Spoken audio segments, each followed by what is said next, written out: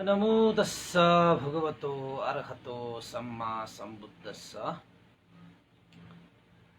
नमामि बुद्धं गुणसागरन्तं नमामि धम्मं सुगतेन देशितं नमामि संघं मुनिराज सावकं नमो बुद्धाय नमो धम्माय नमो संघाय श्रद्धालु उपासक उपासिका तथा सधर्म प्रेमी महानुभावहरू सदा चाहिँ आज पनि हामी फेसबुक लाइभ धर्मदेशना लिएर उपस्थित भइसकेका छौँ। आज मिति 2078 जेठ 7 गते शुक्रबार बिहानको 9 बजे फेसबुक लाइभ धर्मदेशना सुन्नको निमित्त देश विदेशबाट फेसबुकमा जोडिरहनु हुने सम्पूर्ण श्रद्धावन्त उपासक उपासिका तथा सधर्म प्रेमी महानुभावहरूमा सदा चाहिँ म भिक्षु विमलो श्री सिद्धिमङ्गल बुद्ध विहार सिद्धिपुर साना गौथसी महालक्ष्मी नगरपालिका वडा नम्बर 6 बुद्ध मार्ग ललितपुरबाट सबैलाई सदा चाहिँ मैत्रीपूर्ण न्यानो न्यानो स्वागत टक्राउन चाहन्छु। त उपासक उपासिका तथा सधर्म प्रेमी महानुभावहरू हिजोको देशनामा हामीले नागसेन भन्तेलाई मिलिन्द राजाले निमन्त्रणा गरे अनुरूप अनन्तकाय लगायत देवमन्त्री मङ्कुर आदि इत्यादि सल्लाहकारहरू को सल्लाहमा नागसेन भन्तेलाई दरबारमा निमन्त्रणा गर्न गएका अनन्तकाय सल्लाहकार भनौं अब व्यक्तिले नागसेन भन्तेलाई यो नागसेन भनेर भनिएको विषयमा अझै पनि मलाई प्रश्न भएको छैन। वास्तवमा यो नागसेन भनेको के कस्तो चीज हो भन्ने प्रश्नको उत्तरमा नागसेन भन्तेले तपाईले केलाई नागसेन भनेर सम्झिरहनु भएको थियो त अहिलेसम्म भनेर भन्नु हुँदाखेरि जुन श्वास बाहिर आउने र भित्र जाने गरिरहेका कुनै एउटा जीव कुनै एउटा आत्मालाई मैले नागसेन भनेर भनिरहेका सम्झिरहेका भनेर भन्नुभयो। त नागसेन भन्तेले त्यसो भए त बाहिर गएको श्वास भित्र आएन भने भित्र गएको श्वास आएन भने त त्यो मान्छे बाँच्छ कि मर्छ भनेर सोध्दाखेरि अनन्तकायले बाहिर आएको श्वास भित्र गएन भने त मरिहाल्छ भनेपछि बाहिर आएको श्वास भित्र गएन भने यदि मर्छ भने त्यो पनि जीव पनि मर्ने भयो आत्मा पनि मर्ने भयो नि त भित्र त गएन। त्यसैले नागसेन भनेको व्यवहारिक नाम मात्र हो। नागसेन भनेर कुनै जीव आत्मा र पुद्गल भन्ने छैन। यदि त्यसो हुँदो हो त बाँसुरी बजाउने शङ्ख फुक्नेहरूले श्वास शङ्खमा फुक्दाखेरि बाँसुरी फुक्दाखेरि बाहिर गएको श्वास भित्र त आउँदैन त मान्छे मर्यो त मरेन नि। त्यसैले हे अनन्तकाय वास्तवमा यो नागसेन भनेको व्यवहारिक संज्ञा मात्रै हो। नागसेन भनेको कुनै जीव आत्मा भन्ने हुँदैन भनेर बाटो बीचमै नागसेन भन्तेले अनन्तकायलाई सम्झाउनु भएको थियो र अनन्तकायले त्यो उपमा दिइसकेपछि बुझ्नुभयो र श्रद्धा आस्था गौरव राखेर अनन्तकायले पनि हात जोडेर नागसेन भन्तेको शरणमा उपासकत्व ग्रहण गरिलिए भन्ने विषयसम्मको हिजोको देशनामा हामीले सकाएका थियौं। आज हामी अगाडि बढौं।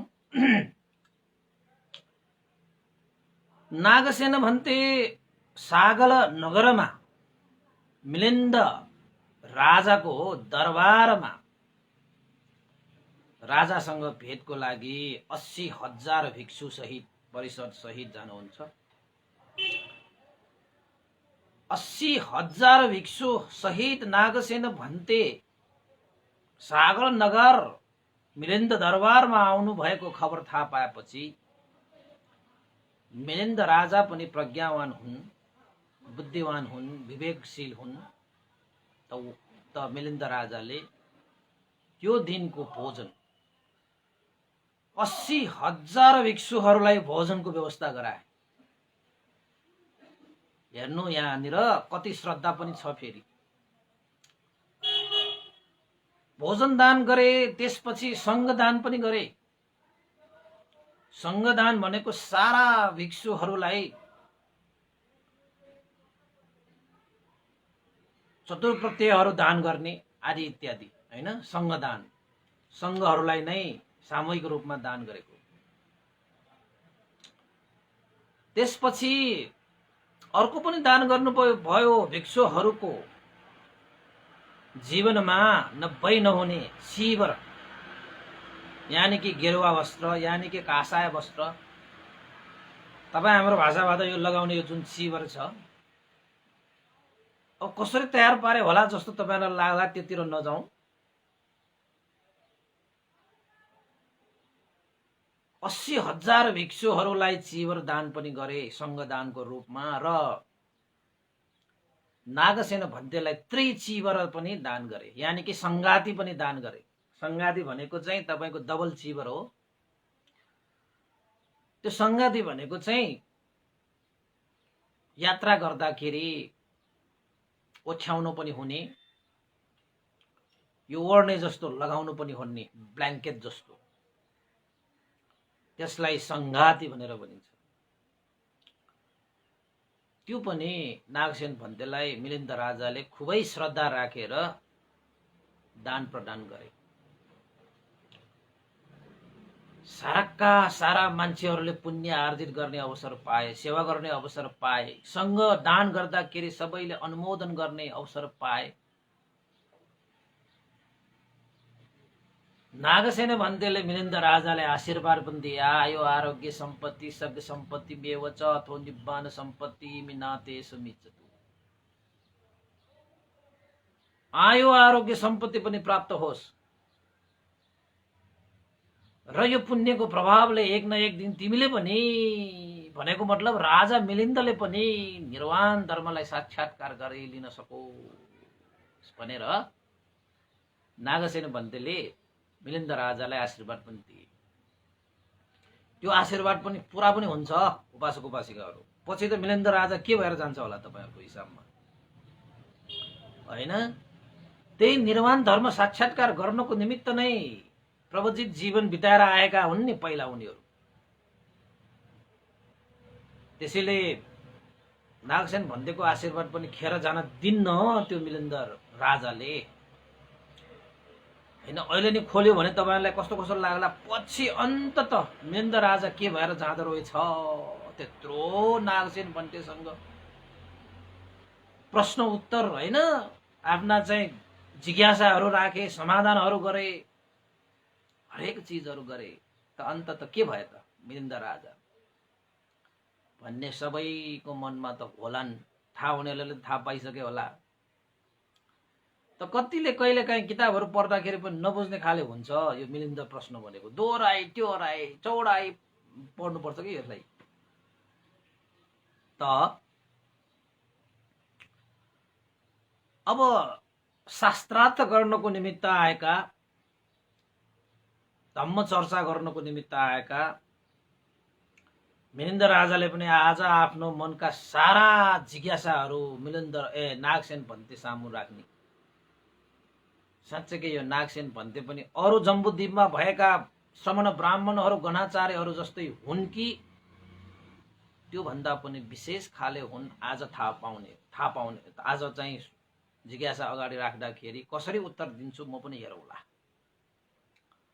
भनेर त्यो जति पनि दान प्रदानहरू, तपाईको चिवर दानहरू, पुण्यका कार्यहरू सम्पादन गर्दै गर्दाखेरि पनि त्यही मनमा आरमणहरू आउँदै थियो। अन्तत कार्यक्रम सक्यो। अब 80,000 भिक्षुहरू छन् त्यहाँ। त्यसपछि राजाले के सोचे त भन्दाखेरि यो सब दिन्न भन्ने सल्लाहकारले भने जस्तै 80,000 भिक्षु नै किन चाहियो र, बरु चाहिँ 5-10 जना भिक्षुहरू समूहहरू मात्रै बनाएर शास्त्रार्थ गरे त भइगयो त। 80,000 नै अगाडि सामुन्ने चाहिन्छ भन्ने पनि हुँदैन। फेरि राजा पनि पहिला त्यहाँ 80,000 को अगाडि धम्म साकच्छा गर्दाखेरि, धर्म चर्चा गर्दाखेरि कतै कतै डराएको जस्तो पनि त्यो सब दिन्न त्यो सल्लाहकारले महसुस गरे कि। हुन त डराएकै हो। वीरेन्द्र राजाले नागसेन भन्ने नाम मात्र सुन्दाखेरि पनि मन चाहिँ अलिकति हलचल भएको थियो हैन। देख्दाखेरि त झनै हलचल भयो, रोमाञ्चित हैन भइहाल्यो। त्यसपछि केही प्रश्नहरू सोधेको पनि थियो, जिज्ञासाहरू राखेको पनि थियो। त्यो प्रश्नको उत्तर दिँदाखेरि त झनै मन त उठल पुथलै भयो। आजलाई भयो, म भोलि सोध्छु भनेर त फर्केकै हो त मिलिन्द राजा। त्यसैले पनि मिलिन्द राजाले पनि विचार गरे यो सब दिन्न, यो सल्लाहकारले जुन सल्लाह दिएको थियो त्यही नै सही हो, सही जस्तो लागेर नागसेन भन्तेलाई बिन्ती चढाए। भन्ते नागसेन, तपाईका परिषदहरू 80,000 हुनुहुन्छ। तपाईको संघको पनि कुनै कार्यविधिहरू होलान्। धम्म साकच्छा गर्न, धर्म चर्चा गर्न, शास्त्रार्थ गर्नको निमित्त यत्रा सबै संघहरू उपस्थितै हुनुपर्छ भन्ने अनिवार्य त छैन। केही त्यस्ता संघका कार्यहरू छन् भने उहाँहरू यथोचित स्थानमा फर्के पनि केही हुने छैन। बरु 10 जना भिक्षुहरू तपाईकै चाहे अनुसार 10 जना भिक्षुहरू मात्रै बसेर भए पनि हामी धर्म साकच्छा गर्न मिल्दैन भनेर सोधे।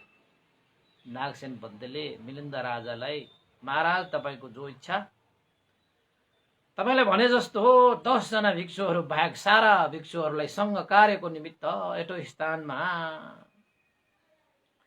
पाल्न हुनको निमित्त म पनि अनुरोध गर्छु भनेर नागसेन भन्तेले आफूले 10 जना भिक्षुहरूलाई चाहिँ छुट्याएर त्यहाँ हैन बस्नको निमित्त अरु भिक्षुहरू सबै भिक्षुहरू चाहिँ फर्काइदिएछ। त्यसपछि अब राजा यता छ, यता नागसेन भन्ते लगायत उसका 10 जना भिक्षुहरू त्यहाँ थियो। नागसेन भन्तेलाई आदर गौरव सत्कार गरेर अब 80,000 भिक्षु कहाँ मात्र राख्ने हैन, भित्र चाहिँ एउटा चाहिँ मञ्चमा त भएन राख्न पुग्ने, त्यो त्यत्रो भिक्षुहरूलाई सम्मानका साथ राख्न अवस्था पनि थिएन। त्यसैले पनि अब अरूलाई बिदा दिएर पठाए हुन्छ भन्ने मनसा व्यक्त गरेको होला। नागसेन भन्तेले पनि बुझिहाले, अब भोजन त गरिहाले, यत्रो स्थानमा भोजन गराइसकेपछि अब एउटा मञ्चमा त्यस्तो चाहिँ सभामा त्यत्रो भिक्षुहरूलाई राख्दाखेरि त गाह्रो पनि होला, बिदा दिएर पनि पठाए। त्यसपछि राजाको आदर गौरव सत्कारपूर्ण तरिकाले आसनहरू सजाइरहेको थियो। आसनहरूमा पनि राखे, व्यवस्थाहरू सबै मिलाए। आफू अलिकति अब श्रमण भिक्षुहरू भन्दा पनि हैन अलिकति माथि त बस्नु भएन, राजै भए पनि हैन, तर मिलिन्द राजा त्यो पनि थाहा छ। त्यसैले अलिकति सानो आसनमा भए पनि बसेर मिलिन्द राजाले नागसेन भन्तेलाई भन्नुभयो, त्यसो भए भन्ते नागसेन अब हामी धर्म चर्चा गरौं त। अब हामी धर्म चर्चा गरे पनि भयो त, तपाईलाई सम्पूर्ण व्यवस्था त मिलेको छ हैन, अब धर्म चर्चा गरे पनि भयो हैन भनेर सोधे। नागसेन भन्तेले पनि के भन्नुभयो, ठिकै छ महाराज, त्यसैको लागि हामी यहाँ चाहिँ समागम भइरहेका छौं भने किन ढिला गर्ने, धर्म चर्चा सुरु गरे पनि हुन्छ भनेर भनिसकेपछि मिलिन्द राजाले के भने त भन्दाखेरि धर्मचर्चा त गर्ने नागसेन भन्थे, तर कुन विषयमा धर्मचर्चा गर्दा उपयुक्त होला तपाईँ नै भन्नुहोस्। कहाँबाट सुरु गर्ने अब, कसरी सुरु गर्ने अब, कुन विषयलाई उठाउने अब? धर्मचर्चा गर्नको निमित्त हामी त उपस्थित भइसके, तयार त भइसके, तपाईँ पनि तयार, म पनि तयार, त कुन विषयलाई चर्चा गर्नु पर्ला भनेर मिलिन्द राजाले नागसेन भन्तेलाई सोध्नुहुन्छ। नागसेन भन्तेले भन्नुहुन्छ, महाराज मिलिन्द, डोमन गर्नु आवश्यक छैन। हामी भिक्षुहरू यानि कि सङ्घहरू यानि कि श्रमणहरू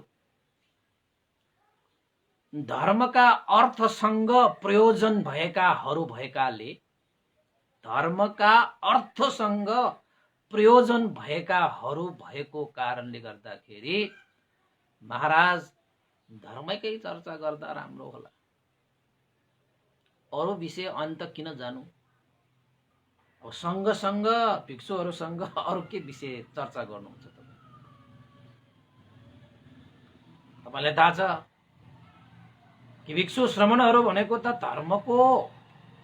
धर्मका अर्थसँग प्रयोजन राख्ने, धर्मका अर्थसँग प्रयोजन भएका व्यक्तिहरू हुन् नि। त हामी त संसारिक सारा चिज त्यागेर संसारिक बन्धनबाट मुक्त हुनको लागि हामी त त्यागी भएका, प्रवजित भएका, श्रमण भएका यस्तासँग धर्मकै चर्चा गर्नु उपयुक्त होला महाराज भनेर नागसेन भन्तेले भनिसकेपछि मिलिन्द राजाले के भने त भन्दाखेरि, संसारिक जीवन त्याग गरेर प्रवजित हुनु भएका भनेपछि संसारमा किन प्रवजित हुन्छन् त मान्छेहरू? भन्थे नागसेन, संसारमा मान्छेहरू जो कोही पनि किन प्रवजित हुन्छ होला? त्यसो भए भनेर सोधेछन्। अब किन प्रवजित हुन्छन् त भन्ने विषयमा नागसेन भन्तेले उत्तर दिनु पर्यो। मिलिन्द राजाले त सोधिहाले, किन प्रवजित हुन्छन्? यो संसारिक जीवनलाई त्यागेर प्रवजित हुनुको परम अर्थ उद्देश्य के हुन्छ? त्यो पनि जानुहुन् त नागसेन भन्ते। एउटा प्रश्न, किन प्रवजित हुन्छन् र प्रवजित हुनेहरूको उद्देश्य अर्थ के हो, के हुन्छ, के उद्देश्य अर्थ राखेर उनीहरू प्रवजित हुन्छन् भन्ने तात्पर्य त्यहाँबाट निस्किन्छ। त नागसेन भन्तेले भन्नुहुन्छ, महाराज मिलिन्द, किन प्रवजित हुन्छन् त भन्दाखेरि संसारिक दुःख यानि कि संसारमा उत्पन्न भएका सम्पूर्ण दुःखहरूलाई निवारण गर्नको लागि, यानि कि उत्पन्न भएका दुःखहरूलाई निरोध गर्नको लागि र निरोध भइसकेका सम्पूर्ण दुःखहरूलाई पुनः पुनः उत्पन्न हुन नदिनको लागि प्रवजित हुन्छन्। याद गर्नुहोस् तपाईहरू पनि, यो त सबै प्रवजितहरूले पनि याद गर्नुपर्छ। संसारिक दुःखबाट मुक्त हुनको निमित्त भनेर अर्थ राख्दाखेरि पनि हुन्छ।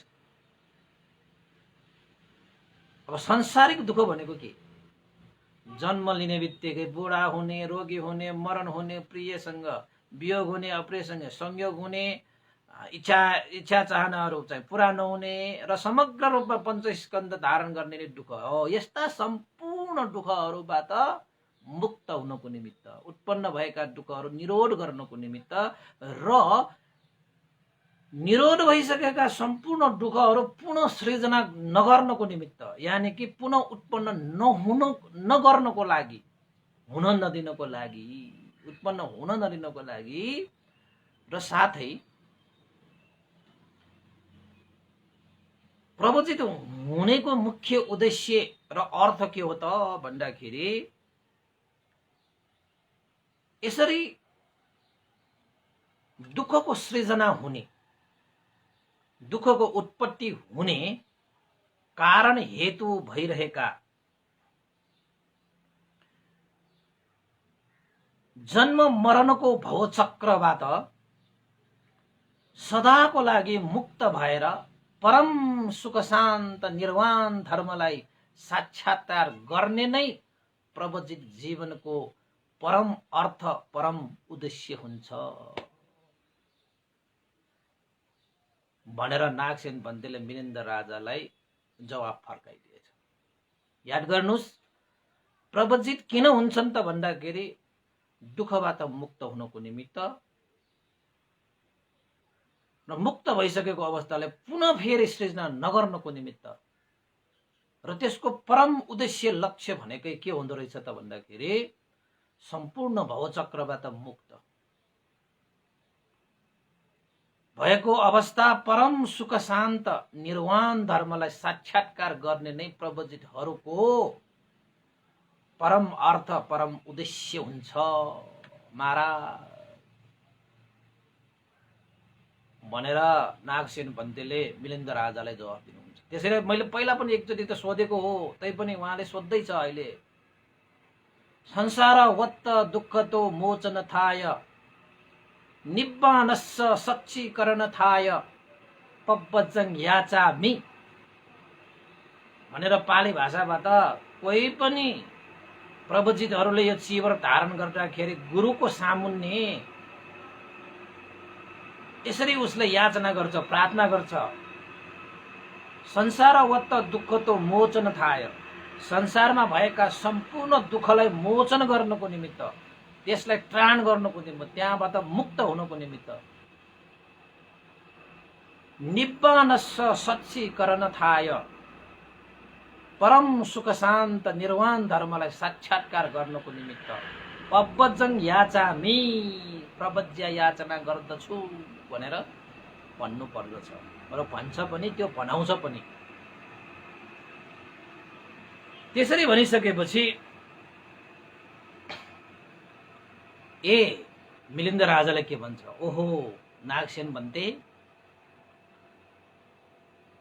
दुःखबाट मुक्त हुनको निमित्त प्रवज्या ग्रहण गर्ने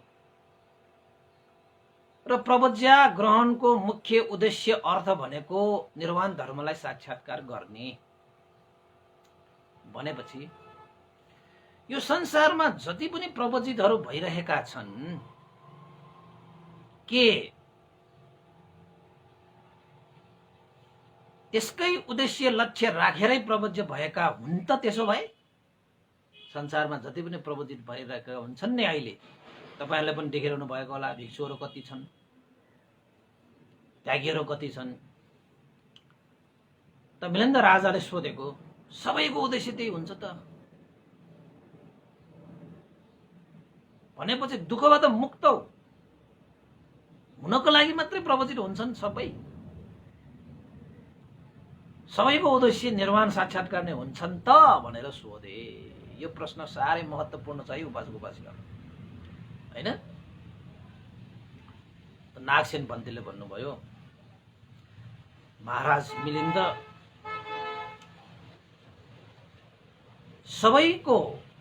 सबै नै यसरी नै प्रवचित हुन्छ, भइरहेका छन् भनेर भन्न सकिँदैन। हुनुपर्ने त त्यही हो, तर सबै त्यसरी नै हुन्छन् भन्ने त भन्न सकिँदैन। त्यसो भए कसरी हुन्छ त प्रवचित? महाराज, मैले भर्खरै भने जस्तै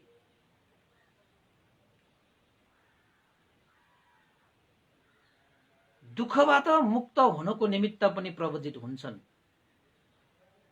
भइरहेका पनि छन् र हुने पनि छन्। त यसै एउटै तरिकाले मात्रै संसारमा प्रवजित भइरहेका हुन्छन् भन्ने हुँदैन। थरी थरीका तरिकाले भइरहेका पनि पाउँछन्। विभिन्न विषयहरूलाई समातेर विभिन्न परिस्थितिमा पनि प्रवजित हुनेहरू हुन्छन्।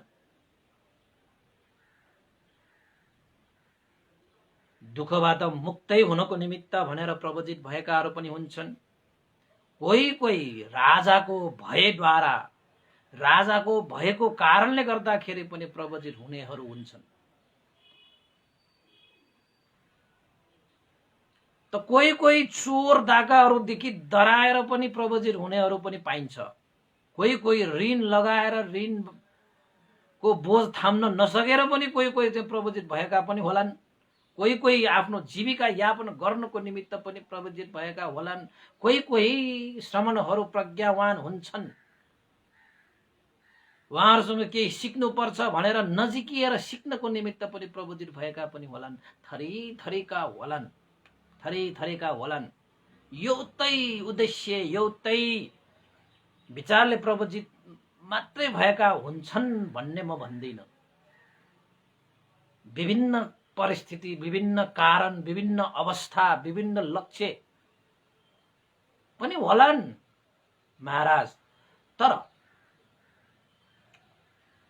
कसैको लैलैमा पनि होलान् हैन। हाम्रोमा त कसैको लैलैमा पनि हुन्छ, कसैको चाहिँ एकछिनको चाहना हैन ले पनि हुन सक्ला। त्यो थरी थरीकाबाट हुन्छन् भन्ने अर्थ लाग्छ।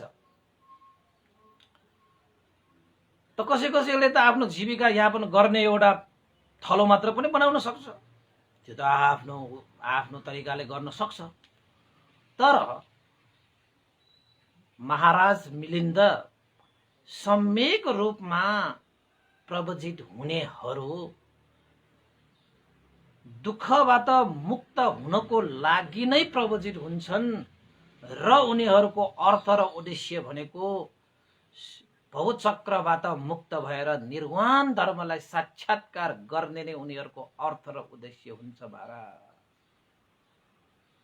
होलान् थरी थरीका तरिकाले भएका होलान्, तर सम्यक रूपमा दुःखबाट मुक्त हो र निर्वाण धर्मलाई साक्षात्कार गर्ने हो भनेर नागसेन भन्तेले मिलिन्द राजालाई जवाफ दिइसकेपछि अब मिलिन्द राजाले फेरि के प्रश्न सोधे त भन्दाखेरि, त्यसो भए अरूको कुरा छाडौं कि यो संसारमा थरी थरीका प्रवृत्तिहरू पनि होलान् रे। कुनै कारणवश, कुनै अवस्थावश, कुनै परिस्थितिवश हैन, अब कुनै लक्ष्यवश, कुनै उद्देश्यवश पनि प्रवृत्त हुनेहरू छन् होलान्। अरूको कुरा नगरौं नागसेन भन्ते।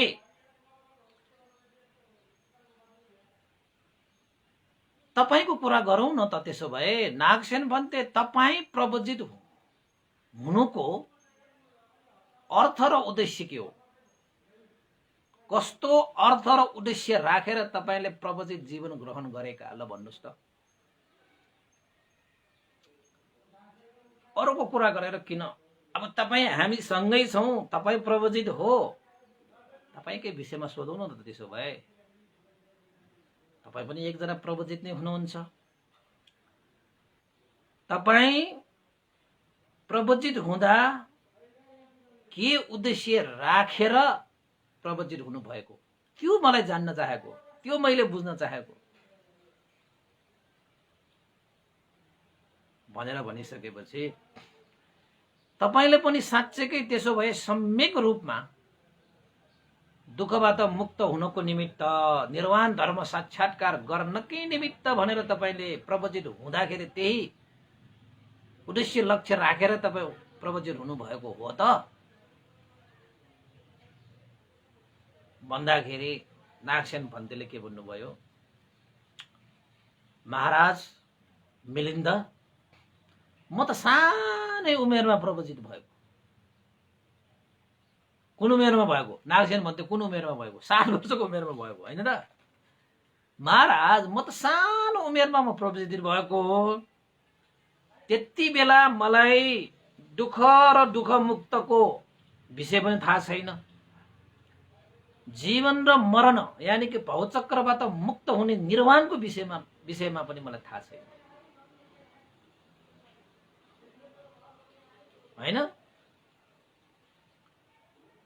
त्यति बेला मैले न दुःखबाट मुक्त हुने भनेर प्रवचित भएको हो, न म निर्वाण धर्मलाई साक्षात्कार गर्ने भनेर म प्रवचित भएको। त्यसो भए तपाईँ कुन उद्देश्य राखेर प्रवचित हुनुभएको त? त्यसो भए महाराज, म सानै उमेरमा प्रवचित भएको कारणले गर्दाखेरि म ज्ञान प्रज्ञाको विषयमा साह्रै जिज्ञासु। मलाई ज्ञान बुद्धि सिक्नु मलाई साह्रै मन थियो। त्यसैले मैले यो श्रमण भिक्षुहरू साह्रै नै पण्डित हुन्छन्, विद्वान हुन्छन्, उहाँहरूसँग थुप्रै ज्ञान हुन्छ, बुद्धि हुन्छ, विवेक हुन्छ, शिक्षा हुन्छ, अनुशासन हुन्छ। म आफूले आफ्ना ब्राह्मण कुलमा त्रिवेदहरू, विद्याहरू, शिल्पहरू साराका सारा ब्राह्मण वेद शिक्षा विद्या सबै सिके। तर ती सम्पूर्ण शिक्षाहरूबाट पनि मैले सन्तुष्ट पाइन। म त्योभन्दा पनि माथिल्लो दर्जाको, त्योभन्दा पनि उत्कृष्ट श्रेष्ठ पनित निर्मल विमल ज्ञानको खोजीमा थिएँ। त मैले मेरा गुरु रोहण भिक्षुलाई भेटेँ। त मलाई लाग्यो कति शान्त छ, कति शीतल छ, कति मुहार चम्किलो छ, आचरण कति शीतल शान्त भएको कारणले पक्कै पनि उहाँहरू चाहिँ प्रज्ञावान हुनुपर्छ, उहाँहरू विद्वान हुनुपर्छ भनेर मैले ज्ञान प्रज्ञा आर्जित गर्नको निमित्त वास्तवमा भन्ने हो म प्रवचित भएका हुँ। त्यति बेला म दुःखबाट मुक्त हुने, निर्वाण धर्मलाई साक्षात्कार गर्ने, त्यति बेला मलाई थाहा थिएन। मात्र शिक्षा आर्जित गर्ने उद्देश्य राखेर म छिरेको। त प्रवचित भएर जति जति मैले श्रमण भिक्षुहरूसँग ज्ञान आर्जित गर्दै अगाडि बढे, उहाँहरूसँग सत्सङ्गत गरे, उहाँहरूसँग सिके, जाने, बुझे, व्यवहार गरे, तब मैले थाहा पाए मान्छेहरू प्रवचित किन हुँदो रहेछ। वास्तवमा मान्छेहरू प्रवचित हुने भनेको चाहिँ दुःखबाट मुक्त हुनको लागि हो, र प्रवचित जीवनको लक्ष्य, उद्देश्य र अर्थ भनेको चाहिँ निर्वाण धर्म साक्षात्कार गर्ने हो भन्ने कुरा मैले श्रमण भिक्षुहरूसँग ज्ञान लिइसकेपछि, उहाँहरूसँग सत्सङ्गत गरिसकेपछि मैले थाहा पाएको। त्यही कुरा मैले तपाईलाई भनेको। वास्तवमा प्रवचित जीवन धारण गर्ने भनेकै दुःखबाट मुक्त हुनको लागि हो। मुक्त भइसकेको दुःखलाई फेरि सृजना नगर्नको लागि हो। समूल निर्मूल, दुःखको समूल निर्मूलको लागि हो। र प्रवचित जीवन भनेको उसको अर्थ उद्देश्य भनेको त जन्म मरण भवचक्रबाट मुक्त भएको अवस्था, निर्वाण धर्मलाई साक्षात्कार गर्ने हो। त्यसैले अहिले आएर सुरुमा म चिवर धारण गर्दाखेरि त्यो लक्ष्य उद्देश्य मेरो थिएन होला। जति जति सिक्दै गए, बुझ्दै गए, मैले थाहा पाए, जाने बुझे कि प्रवचितको लक्ष्य उद्देश्य अर्थ भनेको चाहिँ फेरि जन्म लिनै नपर्ने गरी जन्म मरणको भवचक्रबाट मुक्त भएर जाने हो।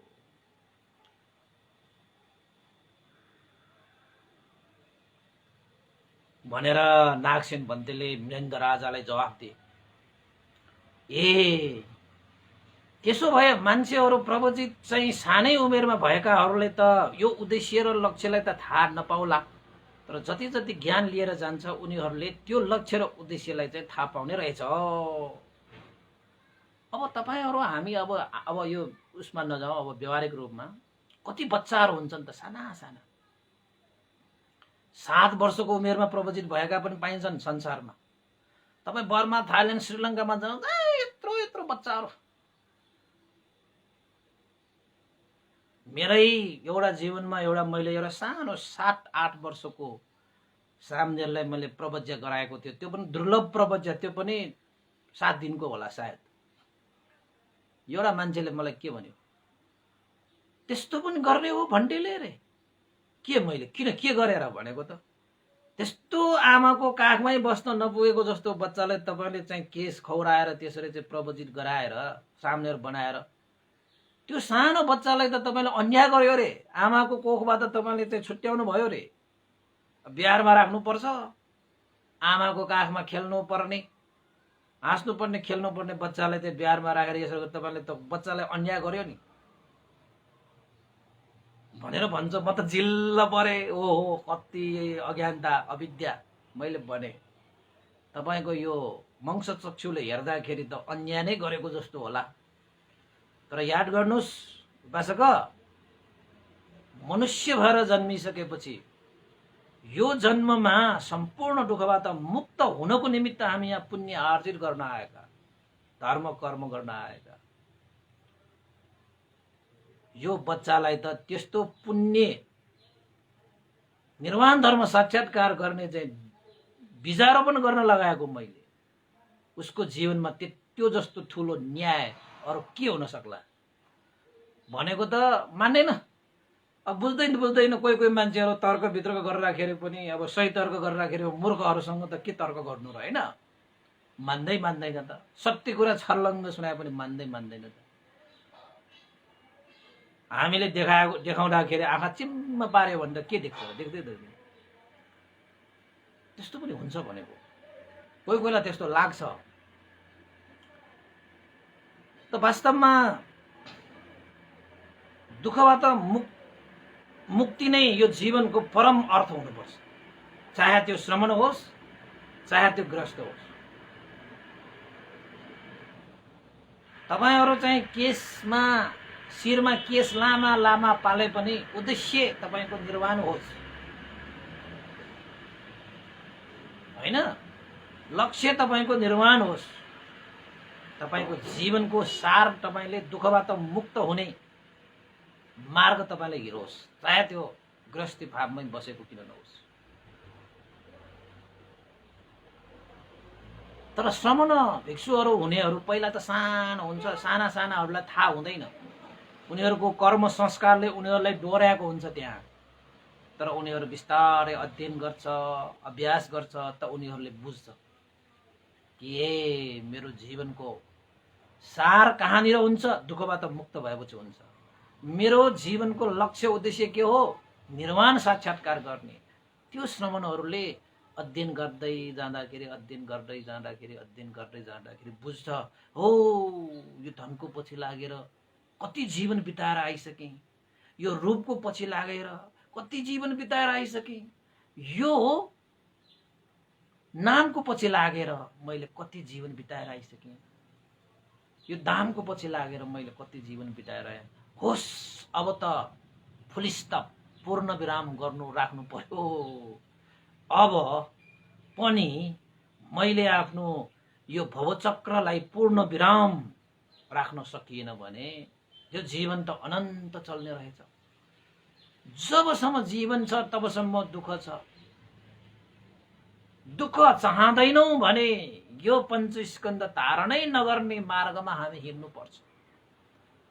त त्यसको मार्गको लागि चाहिँ आर्य अष्टाङ्गिक मार्ग भगवान बुद्धले देशना गर्नु भएको छ। त्यही भगवान बुद्धले देशना गर्नु भएको धर्मलाई अभ्यास गरियो भने यो जीवनको सार हुन्छ, यो जीवनको लक्ष्य उद्देश्य निर्वाण प्राप्त गर्न सकिन्छ भन्ने कुरा यो धर्मलाई अध्ययन गर्दै जाँदाखेरि, यद्यपि प्रवचित हुँदाखेरि केही थाहा नपाइकन कर्म संस्कारले मात्रै डोर्याएको भए तापनि त्यो कर्म संस्कारले डोर्याएको त्यो मार्गमा हिँड्दै जाँदाखेरि अन्तश प्रवचितको सार भनेको दुःखबाट मुक्त हुनु हो र निर्वाण धर्मलाई साक्षात्कार गर्नु हो भन्ने कुरा प्रष्ट देखिन्छ कि। यही कुरालाई मिलिन्द नागसेन पन्तले पनि पाउनु भएको। हुन त हुँदाखेरि त उसलाई त ज्ञान मात्रै लिने हो न हो। पछि उसले अध्ययन गर्दै जाँदाखेरि हो प्रवचित जीवन भनेको कति शुद्ध पवित्र निर्मल विमल। यो प्रवचित जीवनले चाहना होइन, तपाईँले चाहिँ उद्योग अभ्यास गर्यो भने प्राप्त गर्न नसकिने के पनि छैन। निर्वाण धर्मलाई पनि तुरन्तका तुरन्तै साक्षात्कार गर्न सक्ने त्यसमा ऊर्जा आउँदो रहेछ।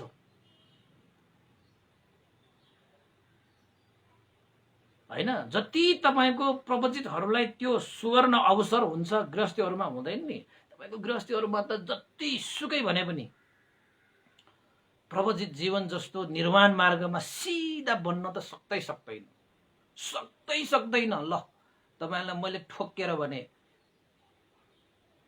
किन त भन्दाखेरि गृहस्थीहरूको त धेरै हुन्छ नि त। तपाईँको यता छ छोरा छोरी होइन, आमा बुबा इष्ट मित्र ज्ञाति बन्धु यो त्यो नाम दाम काम होइन, आमा मामा रिस राग द्वेष आदि इत्यादि त घड्यारो हुन्छ नि, के पकारे हुन्छ। जति सुकै उनीहरूले हो रिस गर्नुहुन्न, राग गर्नुहुन्न, द्वेष गर्नुहुन्न भन्दा पनि गृहस्थी जीवनको यात्रामा त्यस्ता काँडाहरू त्यस्ता विघ्न बाधाहरू त आइ नै हाल्छ। अब श्रमणहरूको जीवनमा त आउँछ भनेपछि अब गृहस्थीहरूको जीवनमा नआउँछ भनेर म आएन भनेर भन्नुहुन्छ भने त्यो झुटो कुरा नबोल्नुहोस् कि। फेरि भगवान बुद्धको शिक्षामा झुटो कुरा बोल्ने चाहिँ स्थानै छैन। सक्दैन, उपासक उपासिकाहरू सक्दैन, गाह्रो छ के गाह्रो छ। तैपनि गाह्रो चाहिँ छ तर असम्भव चाहिँ छैन। अभ्यास गर्नेले गरिरहेका छन्, पाउनेले पाइरहेका छन्, लाभ गर्नेले लाभ गरिरहेका छन्। तपाईँ हामीले पनि गर्यो भने नसकिने के पनि छैन। फेरि गाह्रो छ है। फेरि यो सजिलै नै हो नि भनेर चाहिँ फासाङ फुसुङ गरेर, फासा फुसु भन्छ नि त नेवारी भाषा, त्यसरी चाहिँ अभ्यास गरेर त हुँदैन। बुद्ध शासनमा अभ्यास गर्ने फासा फुसु अभ्यास गरेर हुँदैन। फासो प्यासो भन्छ नि त, खुकुलो पाराले अभ्यास गरेर प्राप्त हुँदैन त्यसको लक्ष्य उद्देश्य। नागसेन भन्देले जन्म मरणको मुक्तिको कुरा उठाइदियो। अब मिलिन्द राजा न हो, जस्तो जस्तो कुरा उठाउँछ त्यस्तै उसले चाहिँ प्रश्न पनि उठाउँछ। त्यसो भए नागसेन भन्थे यो संसारमा जन्मिन्छ मान्छेहरू, मृत्यु हुन्छ, जन्मिन्छ मृत्यु हुन्छ, जन्मिन्छ मृत्यु हुन्छ। तपाईले भने जस्तो, तपाईले भने अनुसार त त्यस्ता व्यक्ति पनि यो संसारमा कोही छ जो चाहिँ मृत्यु भइसकेपछि पुनः जन्म हुँदैन, यानी कि प्रतिसन्धि ग्रहण गर्दैन। त्यस्ता व्यक्ति पनि कोही हुन्छन् त यो संसारमा। जन्मेपछि त मर्नै पर्छ, मरिसकेपछि फेरि पुनः जन्म नहुने यो संसारमा त्यस्ता कोही छन् कि छैनन् भनेर मिलिन्द राजा नागसेन भन्तले सोध्नुहुन्छ। नागसेन भन्तले जवाफ दिनुहुन्छ, महाराज मिलिन्द, मृत्युपछि जन्म नलिने व्यक्तिहरू पनि हुन्छन् यो संसारमा। अनि मिलिन्द राजाले भन्नुभयो, त्यसो भए जन्मपछि मृत्यु हुन्छ, फेरि मृत्युपछि जन्म हुन्छ, मृत्युपछि जन्म हुने पनि छ रे, त्यसपछि मृत्युपछि जन्म नलिने पनि यो संसारमा छ भने नागसेन भन्थे मृत्युपछि जन्म हुने कस्ता हुन्छन् र मृत्युपछि जन्म नहुने चाहिँ कस्ता हुन्छन्, यो दुईटा बीचमा फरक के छ? कस्ता व्यक्तिहरू मरणपछि जन्म हुँदैनन्, कस्ता व्यक्ति मरणपछि अब पुनः जन्म हुँदैन। यो पनि मलाई प्रस्ताइदिनुस् नागसेन भन्थे भनेर मिलिन्द राजाले भनिसकेपछि नागसेन भन्तेले के भन्नुभयो, महाराज,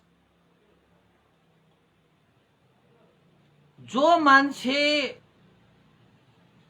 क्लेश रहित भएर मृत्यु वरण गर्छ, क्लेश भनेको के? लोभ द्वेष मोह मान अभिमान घमण्ड ईर्ष्या उद्देश्य कुकुच थिन मिद्द आदि इत्यादि क्लेश रहित भएर, त्यस्ता क्लेशबाट मुक्त भएर जो मान्छे मरण ग्रहण गर्दछ त्यस्ता व्यक्तिको अब पुनर्जन्म हुँदैन। महाराज, जो मान्छेको तृष्णा रहित भइसकेको हुन्छ त्यस्ता व्यक्तिको अब पुनर्जन्म हुँदैन। जो व्यक्ति आश्रव क्षय गरिसकेको हुन्छ, कुनै पनि यो लोकमा जन्म लिने बिउ उसले छरेको हुँदैन, सम्पूर्ण बिउ नाश गरिसकेको हुन्छ। जसले यो सांसारिक आसक्त तोडिसकेको छ त्यस्ता व्यक्ति मरणपछि अब पुनर्जन्म उसको हुँदैन। यानी कि क्लेश रहित व्यक्ति चाहिँ पुनर्जन्म हुँदैन। जो व्यक्तिसँग क्लेश छ, तृष्णा छ, उपादान छ, आसक्ति छ, अविद्या छ, लोभ, द्वेष, मोह, अभिमान, घमण्ड, ईर्ष्या, उद्देश्य, कुकुच, ठिन, मिद्द, आसक्तपन बाँकी भएर ऊ मर्छ भने उसको फेरि पुनर्जन्म हुन्छ। त्यसैले महाराज, क्लेश रहित भएर मरण हुने जन्म हुँदैन, क्लेश सहित मरण हुनेहरू चाहिँ पुनर्जन्म हुन्छ। याद गर्नुहोस् तपाईहरुले, यो त परमार्थ धर्म हो। तपाईहरुले चाहिँ मिलिन्द प्रश्न भनेको चाहिँ छानचुन विषय होइन है। अब तपाईको पनि जन्म हुन्छ कि मरण हुन्छ तपाईलाई थाहा हुन्छ नि। संसारिक माया, मोह, आसक्त, तृष्णा, उपादान, लोभ, द्वेष, मोह के पनि छैन भने अब तपाईको चाहिँ जन्म लिने बिउ नै सक्यो के। तपाईको जन्म लिने बिउ भनेको तृष्णा हो नि। त्यो तृष्णा नै क्षय भयो के तपाईको। अब तृष्णा नै क्षय भइसकेपछि कसरी तपाईको जन्म हुन्छ त? जन्मै हुँदैन। अब तृष्णा बाँकी छ भने, बिउ बाँकी भएसम्म त तपाईको अब फेरि त्यही टुसाहरू पलाउन सक्छ, टुसा पलाएर बोट बन्न सक्छ, बिरुवा बन्छ, फल फल्छ, फेरि बिउ बन्छ, त्यही बिउ फेरि त्यहाँ चाहिँ टुसा पलाउँछ। यो त भवचक्रहरू चाहिँ घुमिरहने त तृष्णाको कारणले हो नि। त क्लेश रहित भनेको चाहिँ तृष्णा पनि क्षय भयो। त्यस्ता व्यक्तिको अब पुनर्जन्म हुँदैन महाराज भनेर नागसेन बन्देले मिलिन्द राजालाई भने। त्यसपछि मिलिन्द राजाले के भन्नुभयो त भन्दाखेरि, अब यो अरू तृष्णा रहित भएन त्यो कुरा छाडौं, तपाईको कुरा गर्नुस् न नागसेन बन्ते। तपाई अब मरण पश्चात तपाई जन्म लिनुहुन्छ कि हुँदैन? तपाईलाई नै सोध्छु म। तपाईको अब पुनर्जन्म हुन्छ कि हुँदैन भन्ने प्रश्न सोधेको भयो। भनेपछि नागसेन बन्देले भन्नुभयो,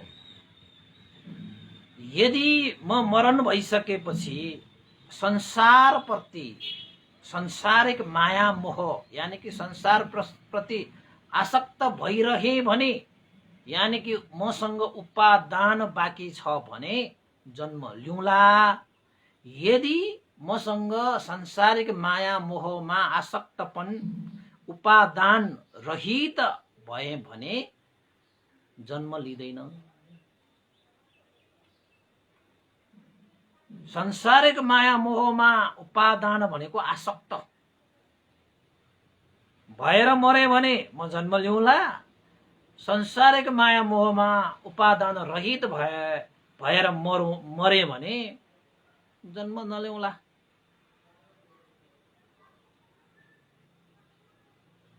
किन त भन्दाखेरि यो संसारमा जन्म र मरणको त्यो भवचक्रले दोहोराइरहने त क्लेश हो। त्यो क्लेशमा तृष्णा पनि पर्छ, उपादान पनि पर्छ।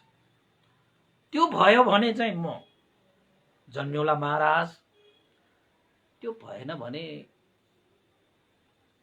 म मरण पछि म पनि जन्म लिँदैन भनेर उत्तर दिनुभयो। हुन त अरन्त भइसकेको मान्छे अब जन्म त लिँदैन। तर अरन्त भइसकेकाहरूले सिधा सिधा जवाब दिँदैन कि त्यस्तो विषयमा चाहिँ तपाईँ अरन्त हुनुभयो हो भनेर भन्नुभयो भने हो भन्ने त्यसले सिद्ध हुँदैन उनीहरूको। त्यसले तपाईँको अब तपाईँ भन्नुहोस् न, तपाईँको जन्म हुन्छ कि हुँदैन? अब त्यसो भए तपाईँको मरणपछि अब तपाईँको पुनर्जन्म होला कि नहोला त्यो मैले जान्न चाहेको, संसारको मैले जान्न चाहिनँ भन्दाखेरि कसरी उत्तर दिनुभयो नागसेन पन्थीले? उपादान बाँकी रहे जन्म लिउँला, उपादान रहित भएर मरे जन्म मरणबाट मुक्त हुँला भनेर उत्तर दिइसकेपछि मिलिन्द राजा त अचम्मित भए। नागसेन भन्थे ओहो यो त विद्वान रहेछ, यो त पण्डित रहेछ बाबा, यस्ता स्वतन्त्र विद्वान अहिलेसम्म मैले जम्बुद्वीपमा भेटेको छैन। यत्रो वर्ष मैले शास्त्रार्थ गरेँ, यसरी उत्तर दिएर छर्लङ्ग पार्न सक्ने श्रमण मैले भेटेको छैन भनेर त्यसपछि महेन्द्र राजाले नागसेन पन्तलाई हात जोडेर साधु साधु नागसेन भन्थे, साधु साधु, तपाईँले मैले जति पनि प्रश्नहरू सोधे अहिलेसम्म ती सम्पूर्ण प्रश्नहरूको चाहिँ राम्रोसँग उपमा सहित प्रष्ट छर्लङ्ग हुने गरी तपाईँले व्याख्या गरिदिनु भयो, छर्लङ्ग हुने गरी समाधान गरिदिनु भयो। तपाईँलाई धेरै धेरै साधुवाद साधुवाद साधुवाद भन्न थाले हैन। अनि त्यसपछि फेरि थपेर सोध्छ, कहाँ त्यसरी साधुकार भन्ने बित्तिकै अब सही कुरालाई स्वीकारेको चाहिँ भयो हैन। त फेरि महेन्द्र राजाले नागसेन पन्थीलाई साधुकार दिइसकेपछि थप प्रश्न सोध्छ। त्यसो भए जन्म रहित हुने जुन अवस्था छ नि नागसेन पन्थी, जन्म रहित हुने यो अवस्था योनिसो मनस्वीकारको कारणले हो। तपाईहरुलाई यो शब्द फेरि कस्तो कस्तो लाग्ला? योनिसो मनस्वीकार भनेको तपाईको हिसाबबाट हैन, तपाईले पक्कै बुझाउनु पर्यो भने बुद्धि विवेक भनेको पनि हुन्छ। योनिसो मनस्वीकार भनेको कुशल चेतना पनि भनिन्छ हैन। जस्तै राम्रो सोच, राम्रो विचार हैन, सही मानेमा यो मनलाई संयम बनाउने, सही तरिकाले यो मनलाई संयम बनाउने, यो मनलाई चाहिँ सुरक्षित बनाउने चेतना, यो शरीर र मनलाई तपाईको चाहिँ संयमित बनाउने कुशल चेतना योनिसो मनस्वीकार। त्यसो हो भने जन्म रहित हुने यो अवस्था योनिसो मनस्वीकारको कारणले हुने हो त नागसेन भन्थे भनेर सोध्नुहुन्छ। नागसेन भन्थेले के भन्नुहुन्छ? हे महाराज मिलिन्द, योनिसो मनस्वीकारले मात्रै पनि सम्पूर्ण जन्म मरण भवचक्रबाट मुक्त हुने होइन। यद्यपि योनिसो मनस्वीकार प्रज्ञा र कुशल धर्मको कारण हैन, जन्म मरणबाट मुक्त हुने हो। योनिसो मनस्वीकार पनि चाहियो, त्यस्तै गरी प्रज्ञा पनि चाहियो, कुशल कर्म पनि चाहियो, जसको कारणले गर्दाखेरि पुनर्जन्म हुँदैन। सम्पूर्ण दुःखबाट मुक्त भएर भवचक्रबाट सदाको लागि बिदा हुन्छ, यानि कि पुनर्जन्म हुँदैन। त्यसको लागि योनिसो मनस्वीकार पनि चाहिन्छ, कुशल चेतना, कुशल विचारहरू, यो शरीर र मनलाई चाहिँ संयमित पार्ने कुशल चित्तहरू, राम्रा सोच, राम्रा विचारहरू भनेको त्यो योनिसो मनस्वीकार भनेको। जे भने पनि हुन्छ। र प्रज्ञा पनि चाहिन्छ र कुशल कर्महरू पनि चाहिन्छ। कुशल कर्म भनेको आफू र अरूको लागि हित उपकार हुने कार्य, जसले पुण्य धर्म प्राप्त हुन्छ। अनि मात्रै मान्छेहरू जन्म हुँदैन महाराज भनेर नागसेन भन्थेले भनिसकेपछि मिलिन्द राजाले के भन्नुहुन्छ? नागसेन भन्थे यो योनिसो मनसिकार कुशल चेतना र प्रज्ञा भनेको एउटै होइन र, योनिसो मनसिकार र प्रज्ञा उस्तै उस्तै होइन र, यानि कि यो बुद्धि विवेक र प्रज्ञा भनेको एउटै होइन र भने जस्तो। सोद्धाखेरि नागसेन भन्तेले भन्नुहुन्छ होइन महाराज, मनसिकार र प्रज्ञामा फरक छ। मनसिकार भनेको बेग्लै विषय हो, प्रज्ञा भनेको बेग्लै विषय हो, उसको स्तरै बेग्लै हो। तपाईले मनसिकार यानि कि योनिसो मनसिकार र प्रज्ञालाई एकै ठाउँमा राख्न सक्नुहुन्न। किन त भन्दाखेरि यी दुईटा विषयहरू फरक फरक हुन्, एउटै होइन। महाराज पशुपन्छीहरूमा पनि योनिसो मनसिकार हुन्छ। जस्तै तपाईको चाहिँ भेडा बाख्रा गाई गोरु हैन, कुकुर बिरालो, जोसँग पनि योनिसो मनसिकार चाहिँ हुन्छ, बुद्धि विवेक चाहिँ हुन्छ, तर उनीहरूसँग प्रज्ञा हुँदैन।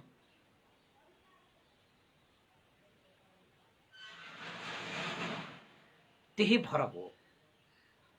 तर मान्छेमा योनिसो मनसिकार पनि हुन्छ, प्रज्ञा पनि हुन्छ,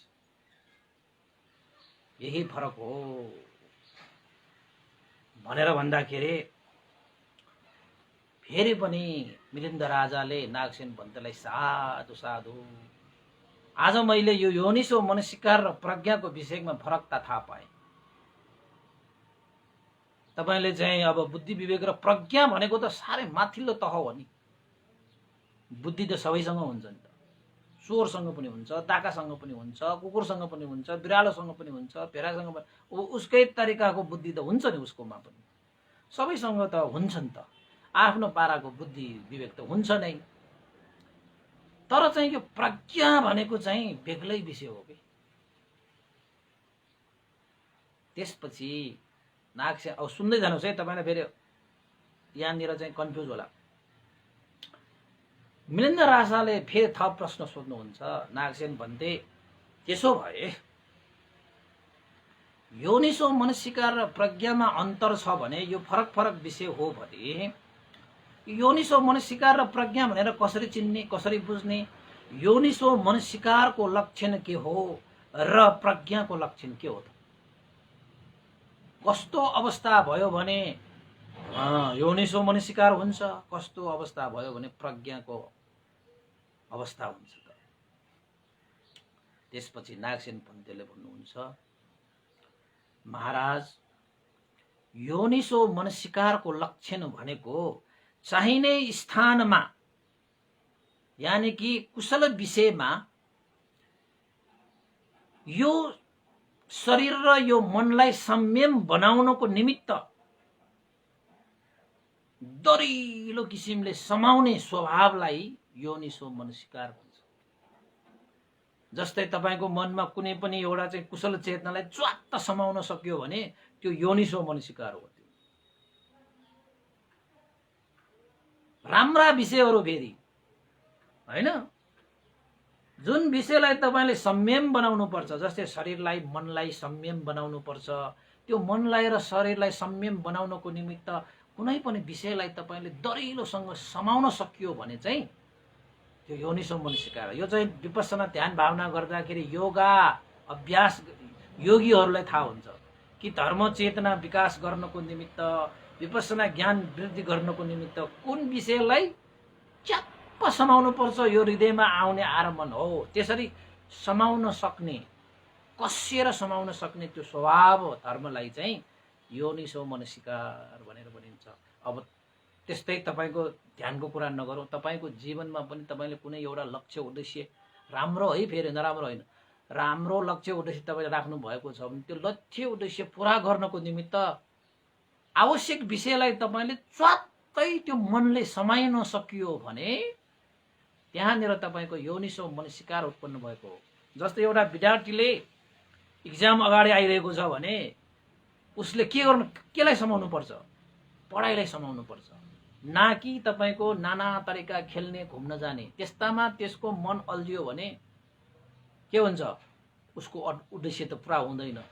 यदि मेरो त जाँच आइरहेको छ, इक्जाम आइरहेको छ, परीक्षा आइरहेको छ, मैले पढ्नुपर्छ भनेर सही कुरालाई चाहिँ अध्ययन गर्नको निमित्त समय च्वात्त उसले समाएर अध्ययन गर्न थाल्यो भने त्यस्तो विषयलाई पनि योनिसो मनस्कार भनेर भनिन्छ।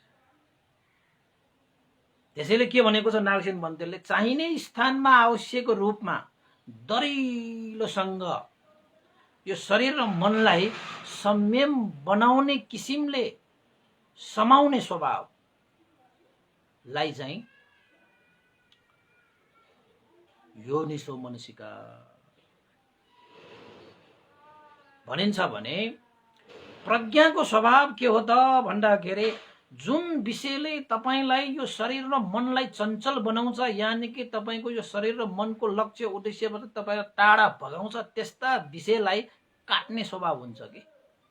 जस्तै तपाईको जीवनमा लोभ, द्वेष, मोह, मान, अभिमान, घमण्ड, ईर्ष्याले गर्दाखेरि तपाईको जीवनको लक्ष्य उद्देश्य पूरा हुँदैन नि। तपाईको दुःखबाट मुक्त हुन चाहने मान्छेले त्यस्ता चिजहरू राखिराख्यो भने त त्यो त उसको दुःखबाट मुक्त हुँदैन। त्यसैले तपाईको हृदयको चाहना दुःखबाट मुक्त हुने हो भने तपाईको त्यो चाहनालाई सफल पार्नको निमित्त अनावश्यक चिजलाई काटेर पठाउने स्वभाव यानि कि लक्षण भएको विषयलाई चाहिँ प्रज्ञा भनेर भनिन्छ। यानि कि प्रज्ञाको लक्षण भनेको चाहिँ काट्ने स्वभाव हुन्छ कि। अनावश्यक चिजहरू काटेर पठाउने, लोभ पनि काटेर पठाउने, द्वेष पनि काटेर पठाउने, मोह पनि काटेर पठाउने, तपाईको घमण्ड, ईर्ष्या, उद्देश्य कुकुर छ, यस्ता कुरालाई चाहिँ प्रज्ञा जाग्यो भने तपाईसँग लोभ हुँदै हुँदैन, प्रज्ञा जाग्यो भने द्वेष हुँदै हुँदैन, मोह हुँदै हुँदैन। त्यसैले फलेको वृक्ष कहाँ झुक्दैन र भने जस्तो के प्रज्ञा हुनेहरू, प्रज्ञावान हुनेहरू लोभी हुँदैन, प्रज्ञावान हुनेहरू द्वेषी हुँदैन, मोही हुँदैन, अभिमान, घमण्ड, ईर्ष्या उनीहरूसँग हुँदैन। यदि लोभ, द्वेष, मोह, अभिमान, घमण्ड, ईर्ष्या उद्देश्यको कुरा छन् भने त्यो प्रज्ञावान नै होइन। अब उनीहरूसँग असत्य हुँदैन, अकुशल हुँदैन, पाप हुँदैन, हैन। यस्ता यस्ता चाहिँ नराम्रा चिजहरूलाई चाहिँ अब तपाईको काटेर पठाउने स्वभाव हुन्छ कि। प्रज्ञाको कामै काटेर पठाउने। जस्तै एउटा ढुङ्गालाई मूर्तिकारले तपाईको ढुङ्गामा चाहिँ मूर्ति कुट्दाखेरि ढुङ्गाहरू टुक टुक टुक अनावश्यक हैन, ढुङ्गाहरू त्यसलाई चाहिँ ज्यावलले त्यसलाई ठोक्दै ठोक्दै सबै काटेर पठाउने एउटा रूप बनाउँछ नि हो। प्रज्ञाको लक्षणमा त्यस्तै हुन्छ। अनि त्यसपछि मिलिन्द राजाले नागसेन भन्तेलाई त्यसरी चाहिँ योनिसो मनस्कारको चाहिँ समाउने स्वभाव, प्रज्ञाको चाहिँ काट्ने स्वभाव, यही नै योनिसो मनस्कार र प्रज्ञाको लक्षण हो भनेर देखाइदिइसकेपछि नागसेन भन्तेले सोध्नुभयो, उपमा दिनुस् न भन्ते, समाउने र काट्नेको उपमा दिनुस् न, योनिसो मनस्कार र प्रज्ञाको त्यो उपमा दिनुस् न। त्यसपछि नागसेन भन्तेले उपमा दिनुहुन्छ, हे महाराज, तपाईले जौँ बालीहरू, धान बालीहरू काट्नु भएको देख्नु भएछ? देखेको छु। जौँ बालीको समयमा जौँ काटेको पनि देखेको छु, धान बालीको समयमा धान बाली काटेको पनि देखेको छु। बस महाराज, तपाईले यदि जौँ बाली काटेको देख्नु भएको छ, धान बाली काट्नु भएको देख्नु भएको छ भने महाराज, जौँ बाली काट्ने मान्छेसँग दुईटा हात हुन्छ, बायाँ हात र दायाँ हात प्राय हैन। र त्यो काट्ने मान्छेले बायाँ हातले जौँको मुठ्ठा समाउँछ, मुत्था समाउँछ र दायाँ हातले हँसिया बोकेर त्यो बायाँ हातले समाएको जौको मुट्ठालाई दायाँ हातले काट्दछ। देख्नु भएको छ नि महाराज तपाईँले? हो, मैले त्यस्तै देखेको छु। मान्छेहरूले जौ काट्दाखेरि, धान काट्दाखेरि बायाँ हातले धानको जौको होइन मुट्ठा समाउँछ, दायाँ हातले चाहिँ हँसियाले काट्दछ। महाराज, जसरी बायाँ हातले जौ र यो धानको मुट्ठा समाउँछ, जुन यो बायाँ हातले समाउने स्वभाव हुन्छ, त्यसरी नै योनिसो मनसिकारको पनि कुनै चिजलाई समाउने स्वभाव हुन्छ। बायाँ हातले जौ र धानको मुट्ठा समाए जस्तै योनिसो मनसिकारले पनि कुनै पनि विषयलाई त्यसरी नै समाउँछ, त्यहाँबाट फुत्किन सक्दैन। अब उसले पक्का गर्छ कि यो हो काट्नुपर्ने, तर त्यो बायाँ हातले काट्न भने काट्दैन। काट्ने चाहिँ कसले तर भन्दाखेरि समाएको हातले काट्दैन कि दायाँ हातमा हँसिया हुन्छ र त्यो हँसियाले त्यो काट्ने हो। महाराज, जुन दायाँ हातमा हँसिया छ उसले काट्ने स्वभाव हुन्छ, त्यसरी नै प्रज्ञाको लक्षण पनि कुनै पनि विषयलाई काट्ने स्वभाव हुन्छ। त्यसैले महाराज तपाईले ठान्नुहोस् कि जौ वा धान काट्ने मान्छेको बायाँ हात योनिसो मनसिकार हो भने दायाँ हात प्रज्ञा हो भनेर तपाईले बुझ्नुपर्छ। त्यसरी नै महाराज एउटा योगी यानी साधक साधिकाहरूले ध्यान भावनाको अभ्यासको क्रममा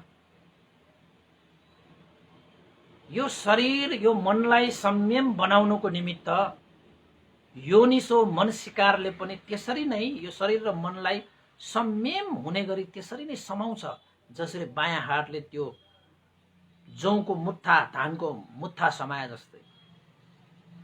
र योगीहरूले पनि त्यो शरीरलाई संयम गर्नको निमित्त बाधा अर्चन आएका लोभ, द्वेष, मोह, अभिमान, घमण्ड, ईर्ष्या, उद्देश्य, कुकुच्छ, ठिन, अकुशल पाप हैन,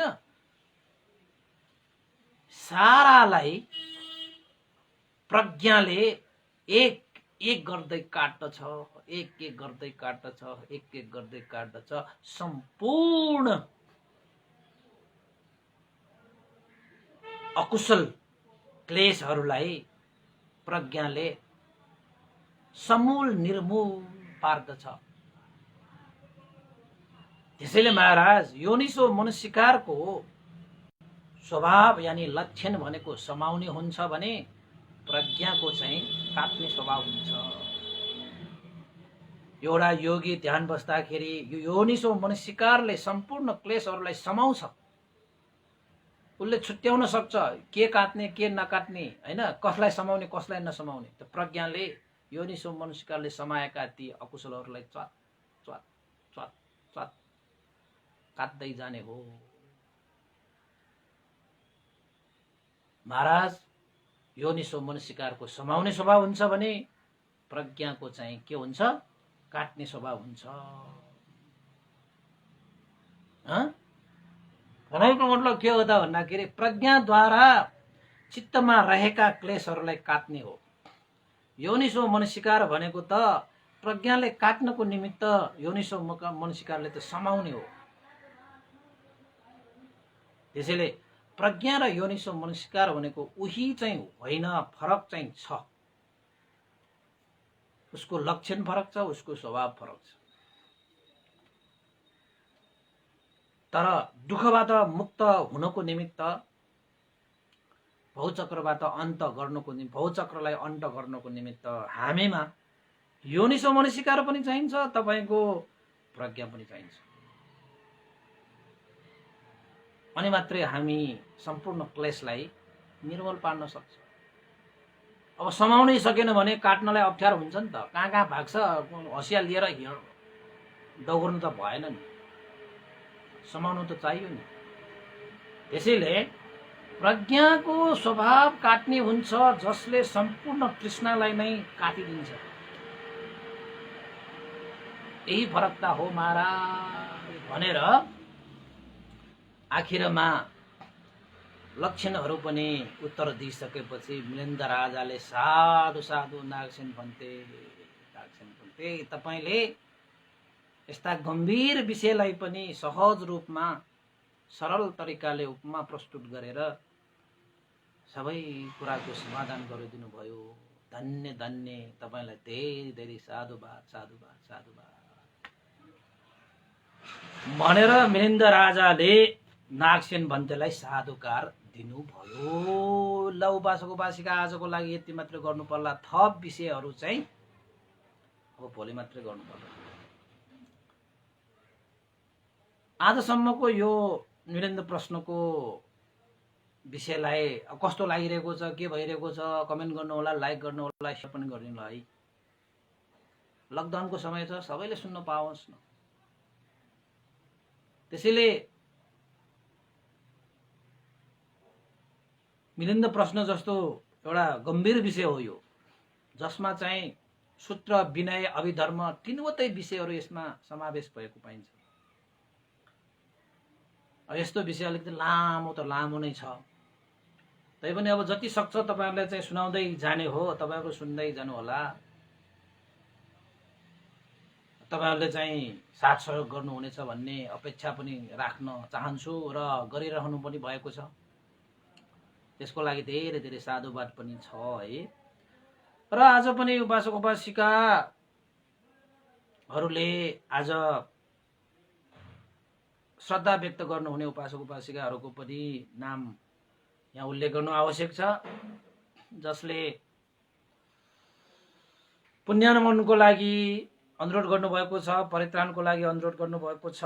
उहाँहरू हुनुहुन्छ आज जन्मदिन पर्नुहुने भूमिश्री नकर्मी, जन्मदिनको उपलक्ष्यमा परित्राण पाठ गर्ने, अनुमोदन गर्ने र भगवानको अगाडि दियो बालिदिनु हुन अनुरोध पनि गर्नुभएको छ। मैले त्यो कार्यहरू चाहिँ गरिदिइसकेको छु। जन्मदिन पर्नुहुने भूमिश्री नकर्मी उपासिकालाई उहाँको धेरै धेरै साधुवाद। उहाँ संगीता नकर्मीज्यूले चाहिँ अनुरोध गर्नुभएको छ, धेरै धेरै साधुवाद पनि व्यक्त गर्न चाहे है। र आज हाम्रा उपासिकाको छोरा ज्योतिरत्न तुलाधर बित्नु भएको 7 दिनको उपलक्ष्यमा उहाँहरूको दिनानुदिन मैले पाठ त गरिरहेकै छु। आज 7 दिन हो र ज्योतिरत्न तुलाधरको दिवंगत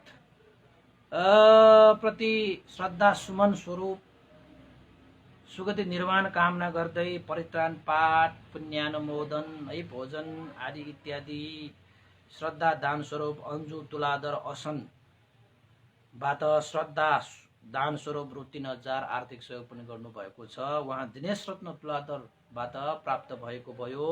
उहाँहरू सबैलाई धेरै धेरै साधुवाद छ र ज्योतिरत्न तुलाधरज्यूलाई सुगति निर्वाण कामना गर्दै पनि पुण्यानुमोदन गर्न चाहन्छु। र अन्तमा उपासक उपासिकालाई मैले एउटा जानकारी गराउन आवश्यक छ कि आज बुद्ध जयन्ती समारोह समितिको 7 दिने साप्ताहिक धर्मदेशनाको क्रममा आज भन्टे यानी कि मेरो धर्मदेशना रहेको छ। साँझतिर तपाईहरुको 5:30 त भनिएको छ, देशना चाहिँ तपाईको साँझ 6 बजे आउँछ। तपाईहरुले पनि सुनिदिनु होला। मैले चाहिँ फेसबुकमा आज पोस्ट पनि गरेको छु है। त्यहाँनिर जुमबाट तपाईको फेसबुकबाट जुमबाट र बोडी टेलिभिजन, नेपाल टेलिभिजन के हो त्यहाँ चाहिँ उल्लेखित पाइन्छ। त्यहाँ पनि प्रत्यक्ष प्रसारण पनि हुनेछ। र आजको दिन बिहान पनि धर्मदेशना भयो नै र साँझ 6 बजे पनि धर्मदेशना हुनेछ। तपाईले कसैले पनि यदि जुममा तपाईले चाहिँ सम्पर्क गर्न सक्नु भएन भने ज्ञानेन्द्र साक्य हो क्या रे उहाँको नाम चाहिँ है, एकछिन है, मैले तपाईको फेसबुकमा आज बिहानै मात्र पोस्ट गरेको छु हैन। तपाईको ज्ञानेन्द्र साक्यको फेसबुकबाट पनि लाइभ हुन्छ।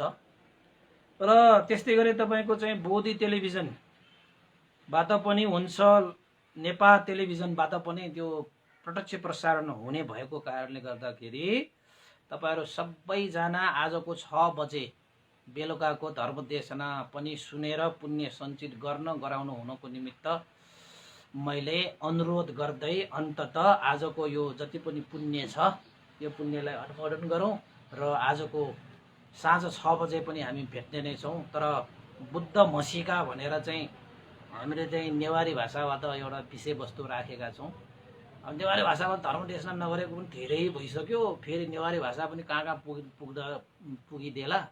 त्यसैले चाहिँ साँझ 6 बजे चाहिँ नेवारी भाषाबाट मैले चाहिँ हाम्रो नेपाल भाषा होइन म धर्मदेशना हुन्छ सबै उपासक उपासिकाहरूलाई त्यहाँ पनि जोडिदिनु हुनको निमित्त अनुरोध गर्दै पुण्य अनुमोदन गर्न चाहे।